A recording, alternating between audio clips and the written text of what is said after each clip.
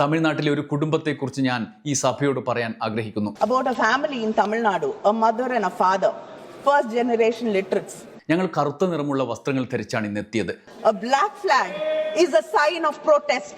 ഈ ബില്ലിന്റെ ടൈമിംഗ് വെറും രാഷ്ട്രീയമാണ്. The BJP is using women of India as a human shield for its electoral ambitions. നമ്മുടെ മുന്നിൽ ഒരു bread കഷ്ണമുണ്ട്. But the government is saying, no, you cannot disturb this loaf. നമസ്കാരം. ലോക്സഭയിൽ ഇന്ന് DMK അംഗങ്ങൾ എത്തിയത് ഇങ്ങനെയാണ്. കറുത്ത വസ്ത്രം ധരിച്ചാണ് അവരെത്തിയത്. ഭരണഘടന സംരക്ഷിക്കാനുള്ള പ്രതിരോധ കോട്ട തീർക്കാൻ പ്രതിഷേധത്തിൻ്റെ അഭിമാനകരമായ കളർ ധരിച്ചാണ് അവരെത്തിയത്. കന്നിമൊഴി, DMKയുടെ നേതാവ് കന്നിമൊഴി ലോക്സഭയിൽ എന്തുകൊണ്ടിങ്ങനെ വന്നു എന്ന് വിശദീകരിക്കുകയും ചെയ്തു. ഞാനിപ്പോൾ ഈ വീഡിയോയിലൂടെ നിങ്ങളോട് പറയാൻ ഉദ്ദേശിക്കുന്നത് കനിമൊഴി ഈ വനിതാ സംവരണ ബില്ലിൻ്റെ മറവിൽ രാജ്യത്ത് ഭരണഘടന വിഭാവനം ചെയ്ത കാഴ്ചപ്പാടിന് വിരുദ്ധമായി മണ്ഡല പുനർനിർണയം നടത്താൻ വേണ്ടി BJP സർക്കാർ നടത്തുന്ന നീക്കത്തിന് എതിരായ ഒരു ഗംഭീര പ്രസംഗം കനിമൊഴി കാഴ്ചവെച്ചു. അത് നിങ്ങൾ കേൾപ്പിക്കാം എന്നുകൂടി വിചാരിച്ചാണ്. നമുക്ക് നേരിട്ട് കനിമൊഴിയുടെ പ്രസംഗത്തിലേക്ക് കടക്കാം. ഞാൻ ഇന്ന് ഈ സഭയുടെ മുന്നിൽ നിൽക്കുന്നത് ഒരു പാർലമെൻറ്റ് അംഗമായോ ദ്രാവിഡ കഴകം പ്രതിനിധിയായോ മാത്രമല്ല, തമിഴ്നാട്ടിലെ 8 കോടി ജനങ്ങളുടെ ശബ്ദമായിട്ട് കൂടിയാണ്. ഇപ്പോൾ സംസ്ഥാന തെരഞ്ഞെടുപ്പിന് ഇടയിൽ അവരോട് പറയാൻ പോകുന്നത് അവരുടെ വോട്ടുകൾക്ക് കുറഞ്ഞ മൂല്യമേ ഉണ്ടാവൂ, ഈ പാർലമെൻറ്റിലെ അവരുടെ ശബ്ദവും ദുർബലമാക്കപ്പെടും എന്നാണ്. അതിനുമപ്പുറം ഇത് ഞെട്ടിക്കുന്ന കാര്യമാണ്. ഇവിടെ ഞങ്ങൾ ബില്ലിനെക്കുറിച്ച് ചർച്ച ചെയ്യുമ്പോൾ നിങ്ങൾ സ്വന്തം സമയമെടുത്ത് പഴയ ബിൽ നോട്ടിഫൈ ചെയ്തു. ഇന്നലെ ഞങ്ങൾ ചർച്ച ചെയ്യുമ്പോൾ നിങ്ങൾ ഞങ്ങളെ ഇവിടെ വിളിച്ചു വരുത്തി പറഞ്ഞത് നമ്മൾ ഇവിടെ ബില്ലിനെക്കുറിച്ച് ചർച്ച ചെയ്യുകയാണ് എന്നാണ്. പിന്നെ എന്തിന് ഇന്നലെ തന്നെ ഉത്തരവ് പുറപ്പെടുവിച്ചു? ഇതിൻ്റെ അർത്ഥം എന്താണ്? ഈ സഭയോട് നിങ്ങൾക്കുള്ള ബഹുമാനം എന്താണ്? ഗവൺമെൻറ് ഈ സ്പെഷ്യൽ സെഷനിൽ 3 ബില്ലുകൾ അവതരിപ്പിച്ചിരിക്കുന്നു.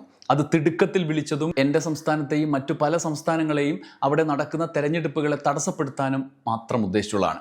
എൻ്റെ പാർട്ടിയുടെയും സംസ്ഥാനത്തിൻ്റെയും പേരിൽ ഞാൻ ഈ ബില്ലുകൾക്കെതിരെ എതിർപ്പ് ശക്തമായി പ്രകടിപ്പിക്കുകയാണ്.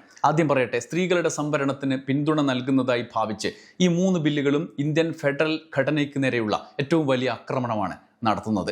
ആദ്യം മുതൽ പറയാം. കാരണം ഈ ഗവൺമെൻറ് എപ്പോഴും ജനങ്ങൾക്ക് ചരിത്രം അറിയില്ലെന്ന് കരുതുന്നവരാണ്. ഇന്ത്യയിലെ ഡീലിമിറ്റേഷൻ ചരിത്രത്തിൻ്റെ ഹൃദയഭാഗം ഒരു വാഗ്ദാനത്തിൻ്റെ ചരിത്രമാണ്. തെക്കൻ സംസ്ഥാനങ്ങളിലെ ജനങ്ങളോട് തമിഴ്നാട്, കേരളം, കർണാടകം, ആന്ധ്ര, തെലങ്കാന എന്നീ സംസ്ഥാനങ്ങളോട് പാർലമെന്റ് നൽകിയ വാഗ്ദാനം. The history of the delimitation in India is at its heart the history of a promise made by the parliament to the people of the southern states, Tamil Nadu, Kerala, Karnataka, Andhra Pradesh and Telangana. Bharatiya Janata പാർട്ടിയുടെ ആക്രമണത്തെ ചെറുത്ത് നിന്ന് സമഗ്ര വികസനത്തിൻ്റെ മാതൃകകളായി നിന്ന 5 സംസ്ഥാനങ്ങൾ 1952 republic രൂപീകരിച്ചതിന് ശേഷം delimitation പ്രക്രിയ ആരംഭിച്ചു. ജനസംഖ്യാ പ്രശ്നത്തിനൊരു ഭരണഘടനാ പരിഹാരമായിരുന്നു ജനസംഖ്യാ വളർച്ചയും ന്യായമായ പ്രാതിനിധ്യവും തമ്മിൽ ബാലൻസ് ചെയ്യുക എന്നത്. നമ്മളെല്ലാവരും ആർട്ടിക്കിൾ 82, 170 പ്രകാരമുള്ള ഭരണഘടനാ നിർദ്ദേശങ്ങൾ പാലിച്ചു. 73-ൽ 3ാമത്തെ ഡീലിമിറ്റേഷൻ കമ്മീഷൻ തങ്ങളുടെ ജോലി പൂർത്തിയാക്കിയപ്പോൾ ജനസംഖ്യാ നിയന്ത്രണത്തിന് കേന്ദ്രം നിർദ്ദേശം നൽകി. ദേശീയ ജനസംഖ്യാ നയം രാജ്യമൊട്ടാകെ കൊണ്ടുവന്നു. അത് വളരുന്ന ജനസംഖ്യയെ നിയന്ത്രിക്കാനായിരുന്നു. അതിനാൽ ആദ്യത്തെ ഡീലിമിറ്റേഷൻ ഫ്രീസ് 76-ൽ നടന്നു. 71 ജനസംഖ്യാ സെൻസസ് അടിസ്ഥാനമാക്കി 25 വർഷത്തേക്ക് അത് നിശ്ചയിച്ചു. ഇത് മറക്കരുത്, കോൺഗ്രസ് ഗവൺമെൻറ്, ഇന്ദിരാഗാന്ധിയുടെ ഗവൺമെൻറ് ആയിരുന്നു ഈ പ്രശ്നം തിരിച്ചറിഞ്ഞ് ബിൽ കൊണ്ടുവന്നത്. 1976-ലെ 42ാമത് ഭരണഘടനാ ഭേദഗതിയിൽ ലോക്സഭാ സീറ്റുകളുടെ എണ്ണം 543 ഫ്രീസ് ചെയ്തു. അത് ഭരണഘടനാ കരാർ ആയിരുന്നു. ഇന്ത്യയിലെ എല്ലാ കുടുംബങ്ങളോടും ദക്ഷിണേന്ത്യയോടും നൽകിയ വാഗ്ദാനം. ദേശീയ നയത്തിൻ്റെ ലക്ഷ്യങ്ങൾ പാലിക്കുന്നതിൻ്റെ വിലയായി അവരുടെ രാഷ്ട്രീയ ശബ്ദം നഷ്ടപ്പെടുത്തരുത് എന്ന്. കാലക്രമേണ ദക്ഷിണേന്ത്യ, തമിഴ്നാട്, കേരളം, കർണാടകം, ആന്ധ്ര സ്കൂളുകളിലും ആശുപത്രികളിലും സ്ത്രീകളുടെ ആരോഗ്യത്തിലും നിക്ഷേപം തുടങ്ങി. യൂണിയൻ ഗവൺമെൻറ്റിൻ്റെ ആവർത്തിച്ചുള്ള ജനസംഖ്യാ നിയന്ത്രണ ആഹ്വാനത്തെ ഞങ്ങൾ ശ്രദ്ധിച്ചു, ഞങ്ങൾ അനുസരിച്ചു. ഞങ്ങളുടെ ഫെർട്ടിലിറ്റി റേറ്റ് കുറഞ്ഞു, ഞങ്ങളുടെ കുടുംബങ്ങൾ ചെറുതായി. 2001-ൽ ചില സംസ്ഥാനങ്ങൾ, പ്രത്യേകിച്ച് ദക്ഷിണ സംസ്ഥാനങ്ങളും പഞ്ചാബും ഈ സൂചികകളിൽ മികച്ച പ്രകടനം കാഴ്ചവെച്ചതും മറ്റ് സംസ്ഥാനങ്ങൾ അക്കാര്യത്തിൽ വളരെ പിറകിലായി എന്നതും മനസ്സിലാക്കി. അന്നൊരു യൂണിയൻ ഗവൺമെൻറ് ദക്ഷിണേന്ത്യയിലെ ജനങ്ങളുടെ ശബ്ദം കേട്ടു. വാജ്പേയി ഗവൺമെന്റിന്റെ കീഴിൽ പാർലമെന്റ് ആ ഫ്രീസ് 84ാമത് ഭേദഗതിയിലൂടെ 2026-ന് ശേഷമുള്ള ആദ്യ സെൻസസ് വരെ നീട്ടി. 24 വർഷത്തെ അധിക സംരക്ഷണം. അന്നത്തെ പാർലമെന്റ് തങ്ങളുടെ കൂട്ടായ ബുദ്ധിയോടെ ഈ അന്യായം പരിഹരിക്കേണ്ടതാണ് എന്ന് മനസ്സിലാക്കിയിരുന്നു. ക്രെഡിറ്റ് നൽകേണ്ടവർക്ക് അത് നൽകാൻ മടിയുള്ളവരല്ല ഞങ്ങൾ. നിങ്ങളെപ്പോലെ എപ്പോഴും തെറ്റുമാത്രം കണ്ടെത്തുന്നവരുമല്ല. അതുകൊണ്ട് ആ സർക്കാരിൻ്റെ നടപടിയെ അംഗീകരിക്കുന്നു. ഇപ്പോൾ സീറ്റുകൾ 850 വർദ്ധിപ്പിക്കണം എന്നത് എന്തിനു കൊണ്ടുവരുന്നു? എന്തടിസ്ഥാനത്തിൽ?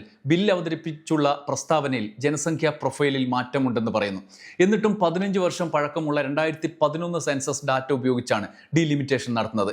നിങ്ങൾ സ്വയം വിപരീതമായി പറയുന്നു. 850 സീറ്റുകൾ. ഇപ്പോഴത്തെ സഭ ചേരുന്ന സമയം വെച്ച് നോക്കിയാൽ മിക്ക MP-മാർക്കും 850 സീറ്റുകളാക്കിയ ശേഷം 5 വർഷത്തേക്ക് ഒരിക്കൽ പോലും സഭയിൽ സംസാരിക്കാൻ അവസരം ലഭിക്കില്ല. തമിഴ്നാട്ടിലെ ഒരു കുടുംബത്തെക്കുറിച്ച് ഞാൻ ഈ സഭയോട് പറയാൻ ആഗ്രഹിക്കുന്നു. About a family in Tamil Nadu, a mother and a father, first generation literates. They had only 2 children, not 5, not 6, because they believed in family planning, because the government told them that was the right thing for the country, because they wanted their children to have a better life. That is the story of Tamil Nadu and the South Indian states. ഒരമ്മയും അച്ഛനും ആദ്യ തലമുറ സാക്ഷരരായവർ. അവർക്ക് 5 or 6 കുട്ടികളല്ല, 2 കുട്ടികൾ മാത്രം. കാരണം അവർ family planning വിശ്വസിച്ചു, കേന്ദ്ര സർക്കാരിനെ, ഇന്ത്യയെ വിശ്വസിച്ചു. ഗവൺമെൻറ് അത് രാജ്യത്തിന് ശരിയാണ് എന്ന് പറഞ്ഞതിനാൽ അവർ വിശ്വസിച്ചു. കുട്ടികൾക്ക് മികച്ച ജീവിതം നൽകണമെന്ന് അവർ ആഗ്രഹിച്ചതിനാൽ. അതാണ് തമിഴ്നാടിൻ്റെയും ദക്ഷിണേന്ത്യൻ സംസ്ഥാനങ്ങളുടെയും കഥ.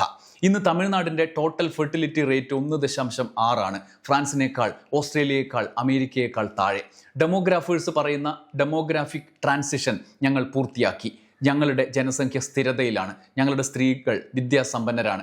മാനവ വികസനത്തിൻ്റെ എല്ലാ അളവുകോലുകളിലും തമിഴ്നാട് വിജയഗാഥയാണ്. രാജ്യം അതിൽ അഭിമാനിക്കണം. പക്ഷേ ഈ ഗവൺമെൻറ് ആ കുടുംബത്തോട് എന്താണ് പറയുന്നത്? ഈ രാജ്യത്തെക്കുറിച്ച് ശ്രദ്ധിച്ചതിനാൽ നിങ്ങൾക്ക് തെറ്റുപറ്റിയിരിക്കുന്നു, അതിനാൽ നിങ്ങൾ ശിക്ഷിക്കപ്പെടണം, നിങ്ങളുടെ പ്രാതിനിധ്യം കുറയ്ക്കാൻ പോകുന്നു എന്നാണ്. 1971 മുതൽ ഉത്തർപ്രദേശിൻ്റെ ജനസംഖ്യ 120% വർദ്ധിച്ചു.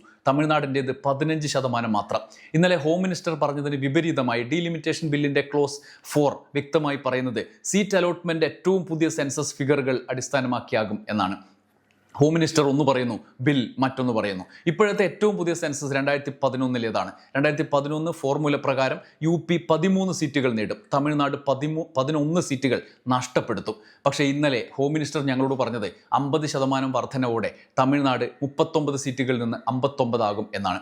നമ്മുടെ ആദർശ ഗുരു പെരിയാർ പഠിപ്പിച്ചത് നീതി എല്ലാവർക്കും ഒരേ കാര്യം നൽകുന്നതല്ല, ഓരോരുത്തർക്കും അവർക്ക് ആവശ്യമുള്ളതും അർഹതപ്പെട്ടതും നൽകുന്നതാണ് എന്നാണ്. പക്ഷേ നിർഭാഗ്യവശാൽ നിങ്ങളുടെ ഗവൺമെൻറ് ഞങ്ങൾക്ക് ആവശ്യമുള്ളതും അർഹതപ്പെട്ടതും തന്നെ മുഴുവൻ രാജ്യത്തിനും ആവശ്യമുള്ളതും അർഹതപ്പെട്ടതും ആയി കണക്കാക്കുന്നു. ഇതിനു പുറമെ ബില്ലിലെ 2 നിർണായക നിയമപരമായ പ്രശ്നങ്ങളുണ്ട്. ഭരണഘടനാ ബിൽ പറയുന്നത് ഡീലിമിറ്റേഷൻ പാർലമെന്റ് നിയമമായി നിർണ്ണയിക്കുന്ന സെൻസസ് അടിസ്ഥാനമാക്കും എന്നാണ്. ഇത് അവ്യക്തമാണ്, എല്ലാം തുറന്നുവിടുന്നു.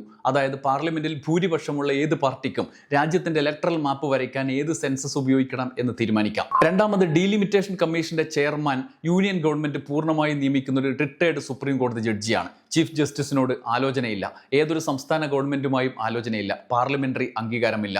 ക്ലോസ് 4-5 പ്രകാരം സംസ്ഥാനങ്ങൾക്ക് അസോസിയേറ്റ് മെമ്പറുകൾ 5 MP-മാരും 5 MLA-മാരും വോട്ട് ചെയ്യാൻ അനുവാദവും ഇല്ല. കമ്മീഷൻ തീരുമാനങ്ങളിൽ ഒപ്പിടാൻ അനുവാദമില്ല. ഒന്നും ചെയ്യാൻ പറ്റില്ല, വെറും കാഴ്ചക്കാർ. ഹോം മിനിസ്റ്റർ പറഞ്ഞത് സംസ്ഥാനങ്ങളിലെല്ലാം 50% വർധനവെന്നാണ്. ഡീലിമിറ്റേഷൻ കമ്മീഷൻ ഹോം മിനിസ്റ്ററുടെ നിർദ്ദേശത്തോട് യോജിക്കാത്തപ്പോൾ എന്ത് സംഭവിക്കും? നിങ്ങൾ സാധാരണ ചെയ്യുന്നത് പോലെ ഡീലിമിറ്റേഷൻ കമ്മീഷനെയും ബുൾഡോസ് ചെയ്യുമോ? അതോ ഗവൺമെൻറ് കമ്മീഷൻ ഉത്തരവുകൾ ചോദ്യം ചെയ്യുമോ? ഡീലിമിറ്റേഷൻ ബിൽ 2026 ക്ലോസ് 10 പ്രകാരം കമ്മീഷൻ പ്രസിദ്ധീകരിച്ച ഉത്തരവുകൾ ഒരു കോടതിയിലും ചോദ്യം ചെയ്യാൻ പാടില്ല. അപ്പോൾ ന്യായമായ ഡീലിമിറ്റേഷന് വേണ്ടി ഞങ്ങൾ എങ്ങോട്ട് പോകണം? ഞങ്ങളുടെ ഗ്യാരണ്ടി എവിടെ? ആർട്ടിക്കിൾ 368 പ്രകാരം സംസ്ഥാനങ്ങളുടെ പാർലമെന്റിലെ പ്രാതിനിധ്യത്തെ ബാധിക്കുന്ന ഭേദഗതികൾ പാർലമെന്റ് മാത്രം പാസാക്കിയാൽ മതിയാവില്ല. പകുതി സംസ്ഥാന നിയമസഭകളുടെ അംഗീകാരം വേണം. ഈ ഗവൺമെൻറ് ഡീലിമിറ്റേഷൻ ബിൽ ന്യായമാണ് എന്ന് വിശ്വസിക്കുന്നു എങ്കിൽ തമിഴ്നാട് നിയമസഭയിലോ കേരള നിയമസഭയിലോ കർണാടക നിയമസഭയിലോ വെക്കുക.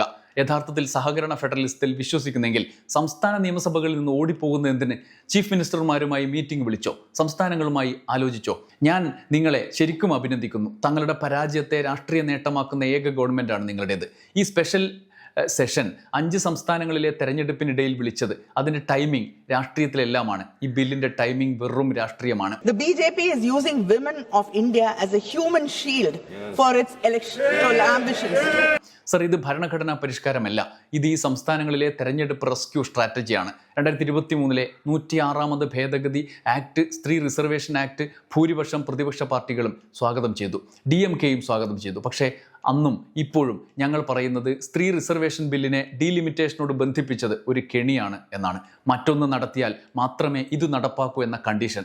സർ, ഈ രാജ്യത്ത് സ്ത്രീകൾ ദശാബ്ദങ്ങളായി നൂറ്റാണ്ടുകളായി രാഷ്ട്രീയ ശക്തിയിൽ നിന്ന് വിശപ്പോടെ കഴിയുന്നു. നമ്മുടെ മുന്നിൽ ഒരു ബ്രെഡ് കഷ്ണമുണ്ട്. ഞങ്ങൾ വിശക്കുന്നു എന്ന് പറയുന്നു, പങ്കുവെക്കൂ. പക്ഷേ ഗവൺമെന്റ് പറയുന്നു ഇല്ല, ബ്രെഡിനെ കഷ്ണമാക്കരുത്. There's a loaf of bread in front of us. We are saying we are starving. Share it with us. But the government is saying, no, you cannot disturb this loaf. We cannot touch it. Wait, we will bake a huge cake and then we'll bring it and then give you a small portion of that. ഇതെങ്ങനെ യുക്തിസഹമാകും? ഇതാണ് നിങ്ങളുടെ civilisational commitment? Sir, അതിരിക്കട്ടെ. ഈ ബില്ലിന്റെ യഥാർത്ഥ അപകടങ്ങൾ ഞാൻ പറയാം. നമ്മുടെ ഭരണഘടനാ ആർട്ടിക്കിൾ 368 പ്രകാരം ഭേദഗതിക്ക് പാർലമെന്റിൽ 2/3 ഭൂരിപക്ഷം വേണം. ഇപ്പോൾ 543 എംപിമാർ, 2/3 362 സീറ്റുകൾ വേണം. 850 ആക്കി വർദ്ധിപ്പിച്ചാൽ ഹോം മിനിസ്റ്റർ ഉറപ്പ് നൽകിയ 50% വർധനവ് പ്രകാരം ആകെ ഏകദേശം 816 സീറ്റുകൾ ഉണ്ടാവും. ഉത്തർപ്രദേശ്, ബീഹാർ, മധ്യപ്രദേശ്, രാജസ്ഥാൻ, ഹരിയാന, ഉത്തരാഖണ്ഡ്, ഛത്തീസ്ഗഡ്, ജാർഖണ്ഡ് തുടങ്ങിയ സംസ്ഥാനങ്ങൾ 400 മുതൽ 420 സീറ്റുകൾ വരെ നേടും എന്നാണ് പറയുന്നത്. അതായത് 816 സീറ്റ് സഭയിൽ 2/3 എന്ന് പറയുന്നത് 544 തമിഴ്നാട്, കേരളം, കർണാടകം, പഞ്ചാബ്, ആന്ധ്ര, തെലങ്കാന, പശ്ചിമ ബംഗാൾ, നോർത്ത് ഈസ്റ്റ് തുടങ്ങിയവയിൽ നിന്ന് ഒരു വോട്ട് പോലും ആവശ്യമില്ലാതെ ഹാർട്ട്ലാൻഡ് ഭരണഘടനാ ഭേദഗതി ഭൂരിപക്ഷം നേടാൻ നിങ്ങൾക്ക് കഴിയും. അതിനുവേണ്ടിയുള്ള കുതന്ത്രമാണ് ഇവിടെ. ഇതാണ് നിങ്ങളുടെ പ്ലാൻ. ദക്ഷിണ സംസ്ഥാനങ്ങളുടെ കൂട്ടായ ബാർഗെയിനിങ് പവർ ഫലപ്രദമായി കുറക്കാനുള്ള നീക്കം. ഭരണഘടനയിലെ മൗലിക മാറ്റങ്ങൾക്ക് അവരുടെ ശബ്ദം ആവശ്യമില്ല എന്നാണ് നിങ്ങൾ പറയുന്നത്. തെക്കൻ സംസ്ഥാനങ്ങൾ പ്രസിഡന്റ് തെരഞ്ഞെടുപ്പിലും നഷ്ടം സഹിക്കേണ്ടി വരും. ആർട്ടിക്കിൾ 55 പ്രകാരം വോട്ട് വാല്യൂ മാറും. ജനസംഖ്യ ഡെഫിനിഷൻ മാറുന്നത് MLA MP-മാരുടെ വോട്ട് വാല്യൂ മാറ്റും. സർ, ഈ ബിൽ അവ്യക്തവും വഞ്ചനാപരവുമാണ്. തമിഴ്നാടിൻ്റെ ലോക്സഭാ സീറ്റുകളുടെ ഉദാഹരണം നോക്കാം. ഇപ്പോൾ 39 സീറ്റുകൾ. 2011 സെൻസസ് അടിസ്ഥാനമാക്കിയാൽ 32 സീറ്റുകളാകും. 850 ആയാൽ 48 സീറ്റുകൾ. ഹോം മിനിസ്റ്റർ പറഞ്ഞ 50% വർധനവായാൽ 59 സീറ്റുകൾ. ഏത് സാഹചര്യമാണ് സംഭവിക്കുക? ഞങ്ങൾക്ക് ക്ലാരിറ്റി വേണം. ഞങ്ങൾ കറുത്ത നിറമുള്ള വസ്ത്രങ്ങൾ ധരിച്ചാണ് ഇന്നെത്തിയത്. ബ്ലാക്ക് ഫ്ലാഗ് പ്രതിഷേധത്തിന്റെ അടയാളമാണ്. A black flag is a sign of protest. A sign to say we will stand up and fight and we shall not give up.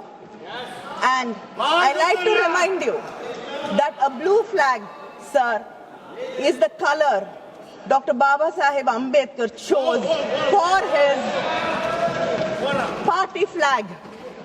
It is the same blue color which you dismiss, that the man who taught us that we should educate, agitate and organize. പ്രധാനമന്ത്രി ഞങ്ങളെ black ധരിച്ചപ്പോൾ അത് black dot എന്ന് ഓർമ്മിപ്പിച്ചു. ദുഷ്ടശക്തികളെ അകറ്റാൻ ഞാൻ അതിശയിക്കുന്നു. ഇവിടെ ഹിന്ദുത്വം സംരക്ഷിക്കാൻ നിന്നവർക്ക് കാളി ദേവിയെ ഓർമ്മ വന്നില്ല. ബ്ലാക്ക് ധരിക്കുന്ന ദേവി ഈഗോ, അഹങ്കാരം, അജ്ഞത എന്നിവയെ അകറ്റുന്ന ഫെമിനൈൻ പവർ. തമിഴ്നാട് പോരാടും, തമിഴ്നാട് വെല്ലും. നന്ദി, വണക്കം. ഈ ബിൽ അടിയന്തരമായി പിൻവലിക്കണം എന്ന് പറഞ്ഞാണ് കനിമൊഴി തൻ്റെ ഗംഭീരമായ പ്രസംഗം അവസാനിപ്പിക്കുന്നത്. നന്ദി, നമസ്കാരം.